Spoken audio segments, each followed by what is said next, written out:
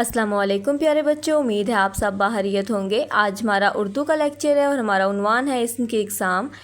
हमने उर्दू के सबक नंबर 1 में इस्म और इस्म की इक़साम पढ़ी थी और वहाँ पे हमने 2 इस्म की इक़साम पढ़ी थी, एक इस्म मारफा और एक इस्म नकरा। आज हम इसकी जो मज़ीद इक़साम है उनके बारे में जानेंगे, एक ज़मीर, ज़मा, मकान, सिफ़त और जिन्स।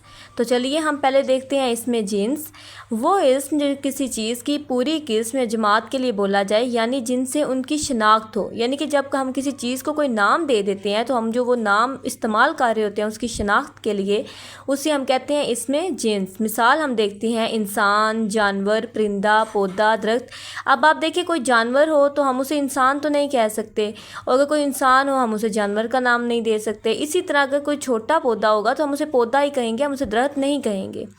इसी तरह जो उड़ने वाले होते हैं परिंदे, जिनके पर होते हैं, जो उड़ सकते हैं, उन्हें हम कहते हैं कि वो परिंदा है, ठीक है, उन्हें हम जानवर नहीं कह सकते।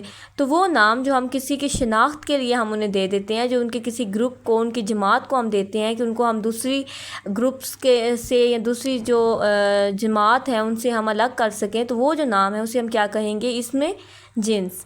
हमारे पास अगला है इस्म ज़र्फ़, ऐसा इस्म जो जगह या वक्त की निशानदही करें। अब इसमें मज़ीद आगे हमारे पास 2 इक़साम है, एक है ज़र्फ़ ज़मा और एक है ज़र्फ़ मकान। अब जो ज़मा है वो ज़माने के लफ्ज़ से निकला है, ज़माना का मतलब होता है वक्त। तो ज़र्फ़ ज़मा यानी कि वो इस्म जो सिर्फ़ वक्त की निशानदही करे, उसे हम कहेंगे ज़र्फ़ ज़मा। अब इसमें इक़साम है, हमारे पास मिसाल है सुबह, रात, कल, आज। अब देखिए इनमें हमें वक्त की निशानदही हो रही है ना, तो ये किसकी इक़साम होगी, ज़र्फ़ ज़मा की। लेकिन अगर हम ज़र्फ़ मकान को देखें तो मकान कहते हैं जगह को।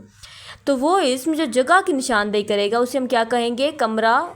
उसकी इक़साम में आ जाएगा मिसाल में कमरा, स्कूल, शहर, गांव, घर। यानी कि वो नाम जो हम किसी की जगह को देते हैं, जो किसी जगह को नाम दिए जाते हैं, उसे हम क्या कहेंगे, ज़र्फ़ मकान। और जो हम वक्त को नाम देते हैं उन्हें हम क्या कहेंगे, ज़र्फ़ ज़मा। और ये दोनों इक़साम है किसकी, इसमें ज़र्फ़ की। ओके, इसमें सिफ़त आ जाता है हमारे पास वो इस्म जो किसी की खूबी या हामी को ज़ाहिर करे। मिसाल है हमारे पास ईमानदारी, खूबसूरती, सच्चाई। यानी कि वो नाम जो हम किसी की अच्छाई या बुराई की वजह से उसको देते हैं, किसी की खूबी या हामी को हम जो नाम देते हैं उसे हम क्या कहेंगे, इसमें सिफ़त। ओके, अब है हमारे पास इसमें ज़मीर, वो अल्फाज जो इस्म की जगह इस्तेमाल होते हैं। ये इस्म नहीं है बल्कि इस्म की जगह लेता है। अब आपने ये बात याद रखनी है कि जो ज़मीर है वो इस्म की इक़साम नहीं है, बल्कि हम उसके बारे में बात ही इसलिए करते हैं क्योंकि वो इस्म का मुतबादिल होता है। वो अगर एक नाम आप बार बार इस्तेमाल नहीं करना चाहते तो आप वहाँ पे उस इस्म की जगह ज़मीर इस्तेमाल करते हैं। जैसे हमारे पास मिसाल है मैं, वो, तुम, आप, हम। अब आप मैं का लफ्ज़ अपने लिए इस्तेमाल करते हैं, वो आप जब किसी एक वाहिद इंसान के बारे में बात कर रहे होते हैं तो आप वो का इस्तेमाल करते हैं।